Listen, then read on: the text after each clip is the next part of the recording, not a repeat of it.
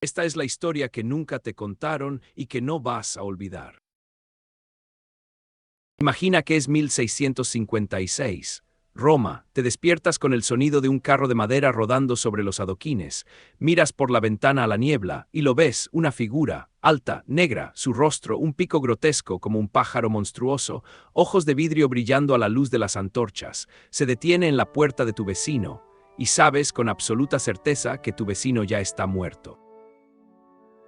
La peste negra mató a 1 de cada 3 europeos. En algunas ciudades mató a más. Los cadáveres se apilaban en las calles más rápido de lo que los vivos podían enterrarlos. Los carros llegaban de noche. Los hombres que tiraban de ellos llevaban trapos empapados en vinagre. No duraban mucho. Nadie duraba mucho, excepto los hombres de las máscaras. Los llamaban los doctores del pico, médico della peste. Sus máscaras estaban diseñadas para aterrorizar y lo conseguían, pero ese pico no era decoración, estaba lleno hasta el borde de flores, hierbas y especias, lavanda, pétalos de rosa, alcanfor, clavos de olor, no porque creyeran que eso curara la peste, sino porque creían que la propia peste era un olor. Un hedor venenoso que brotaba de la tierra, y si podían bloquear ese olor quizás sobrevivirían. Se equivocaron en casi todo, excepto por accidente en esto. En octubre de 1347, 12 naves mercantes genovesas atracaron en el puerto de Messina, en Sicilia. La mayoría de los marineros a bordo ya estaban muertos. Los que seguían vivos tenían el cuerpo cubierto de bubones negros que supuraban sangre y pus. El capitán del puerto intentó ordenar que se marcharan, las llamadas naves de la muerte, pero ya era tarde. Las ratas ya habían bajado a tierra.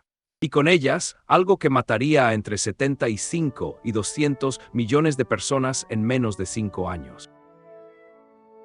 En 5 años, la peste había alcanzado cada rincón de Europa, de Sicilia a Escandinavia, de Londres a Moscú. Pueblos enteros fueron borrados del mapa. En Florencia, los muertos se amontonaban en las iglesias porque no había enterradores suficientes. En París se decía que el Sena bajaba oscuro con cadáveres. Nadie sabía qué lo causaba.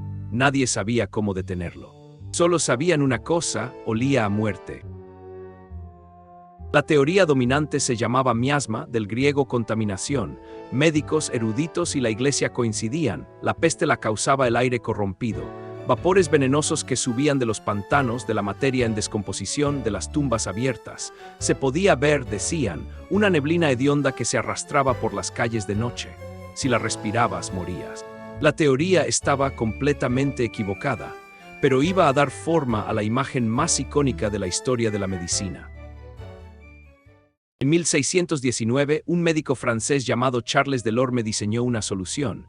Si la peste era un olor, razonó, entonces un médico necesitaba una armadura contra el olor. Empezó con un abrigo largo de tela encerada para sellar el cuerpo del aire corrupto. Añadió guantes, un sombrero, y entonces su golpe maestro, una máscara, con forma de pico de pájaro, de casi 30 centímetros de largo, y rellena de la punta a la base con los aromas más poderosos que pudo encontrar.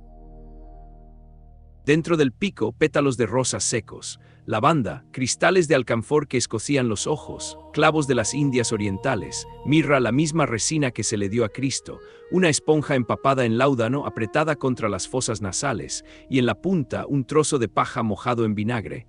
Cada bocanada que tomaba un doctor de la peste pasaba por este muro de fragancia.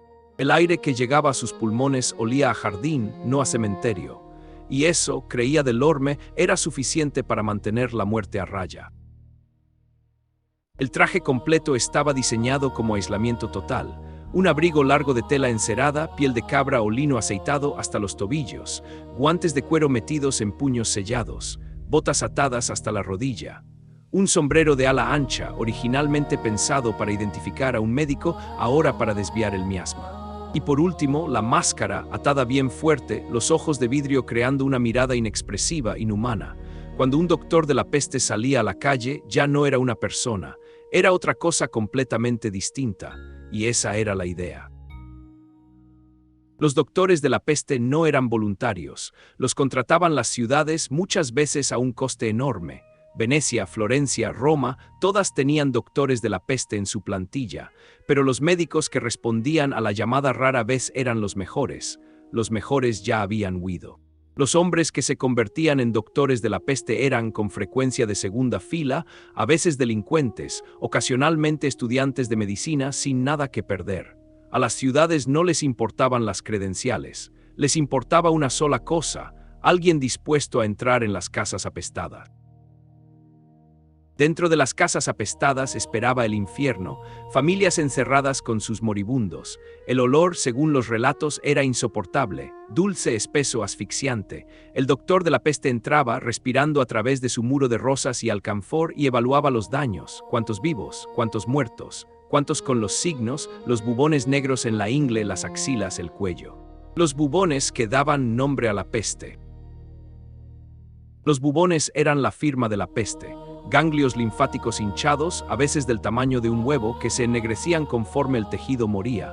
Aparecían en la ingle, en las axilas, detrás de las orejas. Eran dolorosísimos, supuraban sangre y pus, y le decían al doctor de la peste todo lo que necesitaba saber. Esta casa era una sentencia de muerte. La supervivencia media, una vez aparecían los bubones, era de 3 a 5 días.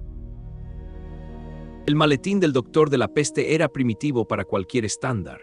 Un bastón, lo bastante largo para examinar pacientes sin tocarlos. Servía también para levantar sábanas, apartar ropa y a veces para apartar a golpes a pacientes desesperados que intentaban agarrarse a su abrigo. Lancetas para abrir los bubones y drenar el líquido venenoso.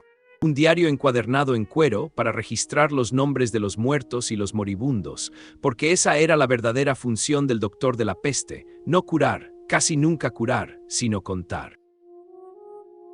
Los tratamientos eran peores que inútiles. Las sangrías, respuesta medieval a todo, se aplicaban con entusiasmo. Sanguijuelas colocadas sobre los bubones, cataplasmas de piel de rana, baños en orina humana. Los doctores de la peste lo probaron todo, y cuando nada funcionaba, que era casi siempre, hacían lo único que podían hacer: firmaban el certificado de defunción. El libro de registro era el verdadero instrumento del doctor de la peste. Cada casa visitada, cada cadáver contado, cada familia evaluada para cuarentena. Solo en Milán, durante la peste de 1630, los registros oficiales muestran que los doctores de la peste anotaron más de 31.000 muertes en 5 meses. Los nombres llenaban libros, familias enteras en una sola línea, tachadas juntas. Padre, madre, 3 hijos, muertos, siguiente línea, siguiente casa, siguiente puerta. Eran al final funcionarios públicos. Su trabajo era la documentación. El doctor de la peste no era un sanador, era el censor de la muerte. Pero el doctor de la peste tenía otro poder, uno que lo hacía verdaderamente aterrador: la aplicación de la cuarentena. Si un doctor de la peste declaraba infectada tu casa, la clausuraban, con todos dentro, sanos o no. Un guardia se apostaba fuera. A veces bajaban comida por una ventana, a veces no. Familias enteras fueron encerradas con sus muertos, abandonadas a recuperarse o a unirse a ellos. El juicio del doctor de la peste era definitivo. Su palabra condenaba a familias a lo que era, en esencia, un ataúd compartido.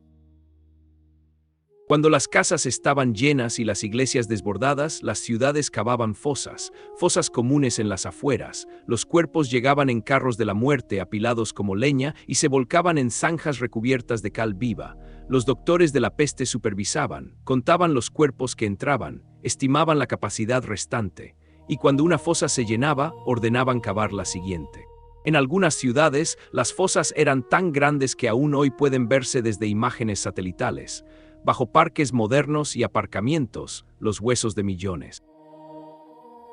A pesar de toda su ceremonia, los doctores de la peste fracasaban. No podían curar la peste, ni siquiera frenarla. La tasa de supervivencia de los pacientes, con o sin visita del médico, era más o menos la misma. Alrededor del 40% vivía, el 60% moría.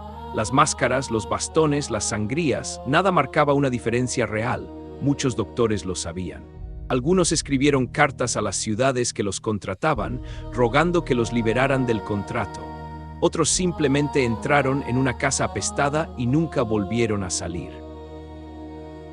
Y luego estaba la corrupción. Los doctores de la peste tenían acceso a las casas de los muertos y los moribundos, casas muchas veces abandonadas por familias que habían huido. Algunos saqueaban, algunos exigían sobornos a cambio de diagnósticos favorables.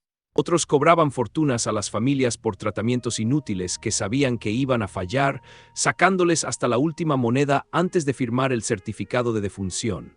La máscara diseñada para proteger de la pestilencia se convirtió en otra clase de máscara, la que ocultaba la codicia, la indiferencia y la cara de un hombre lucrándose de la catástrofe. Si has llegado hasta aquí, suscríbete al canal, porque te prometo que lo peor aún no ha pasado. Y aquí viene lo extraordinario. Los doctores de la peste se equivocaron sobre la peste, no la causaba el aire. Era Yersinia pestis, una bacteria transportada por pulgas sobre ratas. La teoría del miasma era puro disparate medieval. Pero el contenido de aquellas máscaras pico, la química moderna ha demostrado que muchos de los aromáticos que usaban, alcanfor, aceite de clavo, lavanda, vinagre, sí tienen propiedades antimicrobianas y repelentes de insectos. El alcanfor es un insecticida natural. El aceite de clavo mata bacterias al contacto. El vinagre rompe las membranas celulares bacterianas. Habían construido una defensa química por razones completamente equivocadas, y funcionaba en parte. Pero la verdadera protección quizá era aún más simple. Las pulgas, los verdaderos portadores de la peste, son repelidas por muchos de esos mismos aromáticos que llevaban los doctores. El abrigo encerado era, de hecho, a prueba de pulgas. Las botas selladas, los guantes, el sombrero, cada uno sellaba otro punto de entrada. Y el pico, con su carga concentrada de hierbas, creaba una nube de compuestos que las pulgas evitan por instinto. El traje del doctor de la peste, diseñado para combatir aire venenoso imaginario, puede que haya creado por accidente una de las primeras barreras antipulgas efectivas de la historia. Harían falta otros 250 años antes de que Alexandre Yersin, un médico suizo-francés trabajando en Hong Kong durante el brote de peste de 1894, identificara por fin al verdadero asesino, Yersinia pestis. Una bacteria con forma de bastón tan letal que una sola picadura de pulga podía inocular suficientes bacterias para matar a un adulto sano en una semana. El miasma era inocente. El aire estaba limpio. El enemigo había estado todo este tiempo sobre el lomo de las ratas. Y aquí está lo más extraño.